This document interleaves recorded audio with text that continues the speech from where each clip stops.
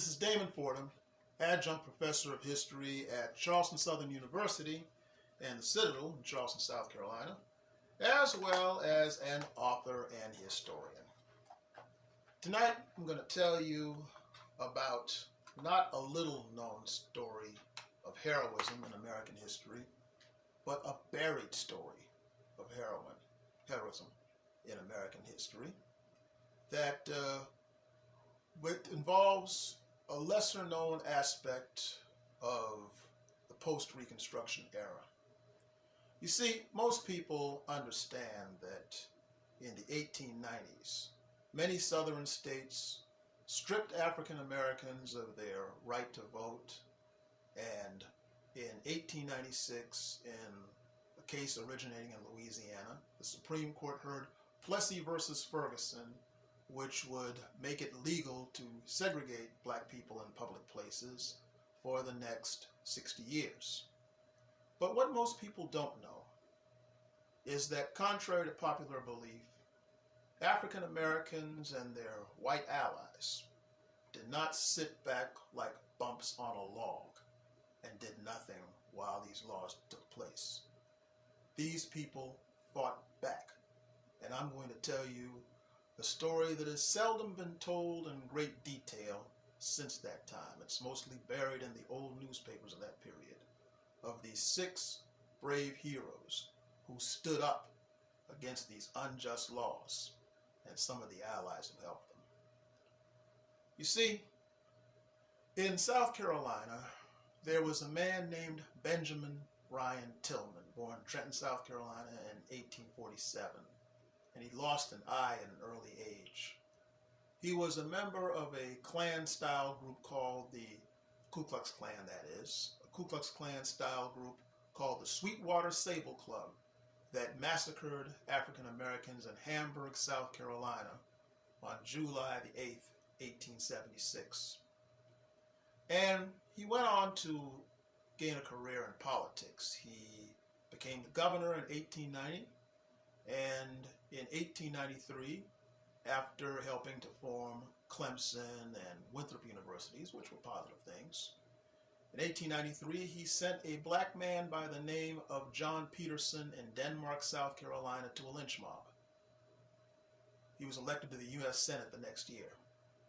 And in 1895 he decided to strip African Americans in South Carolina of their vote, as well as segregate them in schools and such, in spite of the fact that the 15th Amendment to the Constitution guaranteed their right to vote, and the 14th Amendment of the Constitution guaranteed their right to equal protection. He basically sought to get around this, because Mississippi, a few years earlier in 1890, did just that under their governor, James K. Vardaman. However, when word got out that Tillman decided to have a constitutional convention in Columbia to put a stop to this march toward equality, the state's black population immediately started to mobilize. And on June the 10th, 1895, there was a gathering of black representatives around the state who made clear that they were going for this. They drafted a statement that was published in the Columbia State the next day that said the following terms, among other things.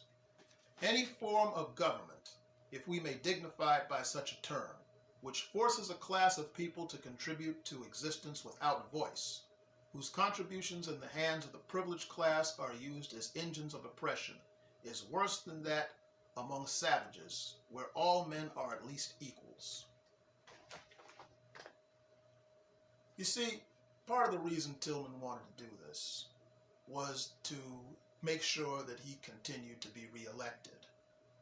And this was all part of a power play that pit poor whites against blacks, in order that the wealthy of the state may use both of them, fighting against each other, keeping them from seeing that the wealthy whites of South Carolina was using them both as a form of permanent cheap labor. In other words, divide and conquer of the poor so that the rich could stay rich.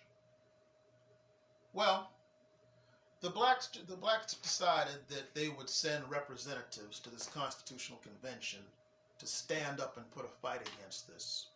And the black men who went were as follows: Robert Anderson, a teacher from Georgetown, South Carolina; James Whig and Isaiah Reed, two lawyers from Buford, South Carolina; William J. Whipper, who practiced law on Broad Street in Charleston, but by then was representing people in Buford; Thomas Miller, a man who was born in Buford, raised in Charleston, and educated at the University of South Carolina when it was integrated; and the great Robert Smalls, the man who sneaked his enslaved family on a Confederate ship called the Planter in Charleston Harbor in 1862 and sailed them to freedom. And during the Reconstruction Constitutional Convention of 1868, he introduced the law that caused public schools to be a part of the state of South Carolina. In other words, these folks were no joke. Robert Smalls got things going on October the 2nd, 1895. They were debating a law that would make it illegal for black men to marry white women. Well, Robert Smalls had this to say on the subject that day. If a Negro should improperly approach a white woman, his body would be hanging on the nearest tree filled with ear holes before daylight the next morning, and perhaps properly so. But if the same rule were applied on the other side, and white men who insulted or debauched Negro women were treated likewise, this convention would have to be adjourned for a lack of a quorum. So he said, in essence, that if you're going to make it illegal for black men to marry white women, make it illegal for white men to live in concubinage with black women. And while African Americans cheered that bold effort, that law didn't quite float. So, not too long after that, Thomas Miller, who was one of the ablest orators of the group, had this to say on October the 25th, 1895. And his reputation as an orator was such that the State House was crowded when he gave this speech. Call us aliens, we aliens, the people who are the foundation of the American civilization, aliens, a people who by their sweat assisted in clothing the barren rocks of the Northeast in Vendor, who drained the swamps of the South, who made them to mimic gold in harvest time, who by their endurance, toil, and suffering made it possible for our white neighbors to establish this government, the asylum of us all, who by their toil established the canal and railroad systems of this country. Call us aliens, then to whom can the term citizens be applied? Whoa. Well, not too long after that, James Whig, the Buford lawyer, had this to say on the subject. This committee offers you white supremacy with white degradation. We offer you the supremacy of law, intelligence, and property. Choose ye whom ye will serve. Will you make justice, honor, law, and fidelity and the truth the palladium of your liberties, or will you make injustice, perjury, and fraud the foundation of your policy? We have pled our cause. Talk about using words as weapons. Robert Anderson of Georgetown on this subject. We are told the law of injustice will roll on until it reaches its climax, and then a reaction is bound to come, which has already been verified in the nefarious and damnable registration laws, which you are trying to prop up by a scheme even more diabolical. It is a living truism. When you dig a pit for your brother, dig one for yourself. Now, these men are saying this in front of a 90% white convention at a time when African Americans were lynched for much less. And they're saying this publicly in the newspapers before the world reading of these things. Now, Isaiah Reed, the Buford lawyer, added this. I say that all such things produce bad and revolutionary citizens and stop the citizens from defending and honoring the peace and dignity of the state.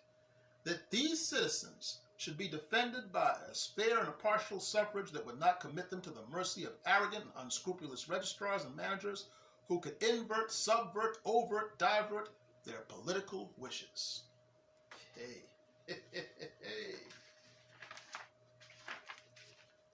Robert Smalls, November the 2nd, 1895, excuse me.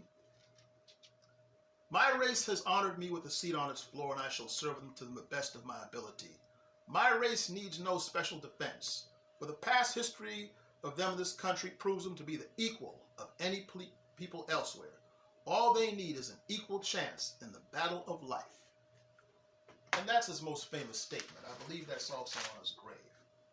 William Whipper, near the end of the convention. This convention is about to make a great mistake in not giving the Negro latitude. The car of Negro progress is coming, and instead of allowing it to come on, you wish to stop it. You may just make up your minds that the Negro will rise. He will not be crushed. The Negro will rise, sooner or later, crush us as you may. The Negro, with his perseverance and pluck, will and must come out. We cannot be kept down forever, for it is not the nature of human affairs. Woo! Well, to this, William Henderson of Berkeley County, a white delegate, said this about the subject. We don't propose to have any fair election. We will get left at that every time. Who will be the managers? Won't they be Democrats and Republicans? And don't you see that will be a bar to the Democrats? I tell you, gentlemen, if we have fair elections in Berkeley County, we can't carry it, and there's no use to talk about it. The black man is learning to read faster than the white man. And if he comes up and can read, you've got to let him vote. Now, are you going to throw it out? We are perfectly disgusted with hearing so much talk about fair elections. Talk all around, but make it fair, and you will see what happened. Yeah, they had no intention of making this one a fair vote. So, but however, the black men got some assistance from the best-known black leader of his time, Booker T. Washington. For he said this in an open letter to send to Senator Benjamin Tillman on November the 4th, 1895, that was published in the New York World. You, honored senator, are a student of history. Has there ever been a race that has been helped by ignorance? Has there ever been a race that has been harmed by Christian intelligence? Can an ignorant man produce taxable property faster than an intelligent man? Will capital and immigration be attracted to a state which 3 or 4 of ignorant and poverty and crime abound? And he went on to say that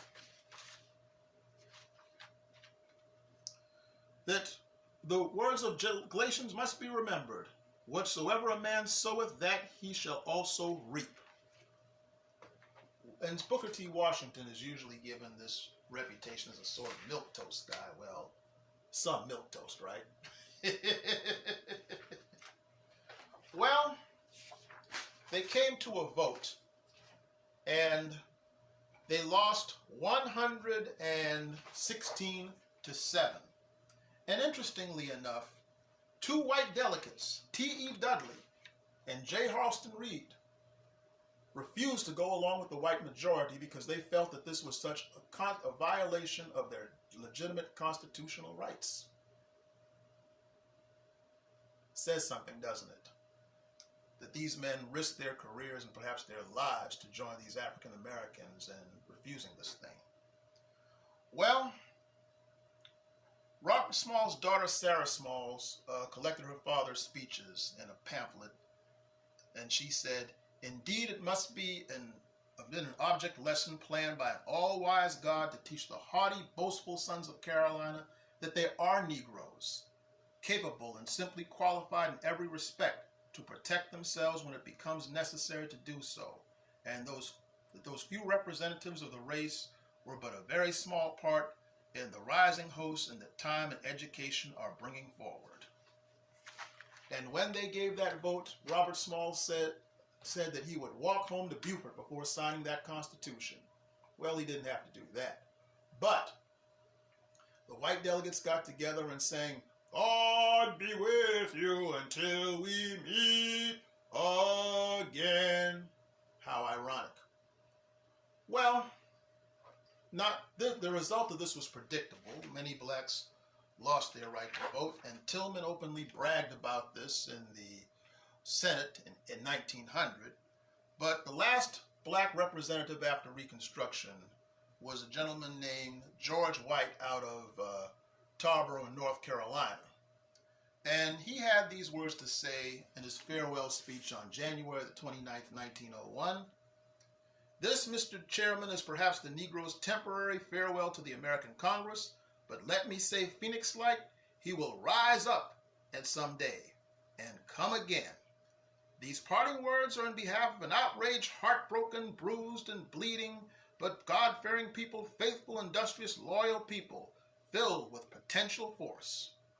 And he was right, because 10 years after George White died in 1918, in 1928, the African Americans of Chicago elected Oscar DePriest to be the first black representative after Reconstruction.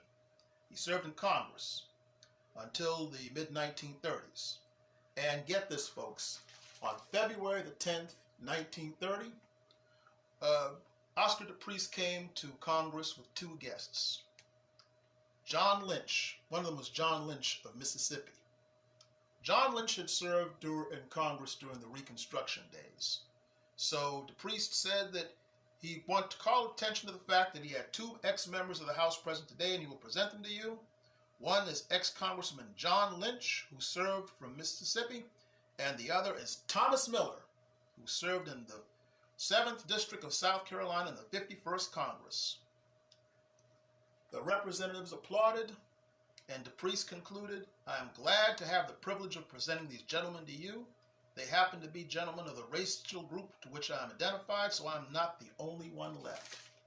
So Thomas Miller lived to see the day when he came back to Congress as a guest of Oscar DePriest before he died in 1938.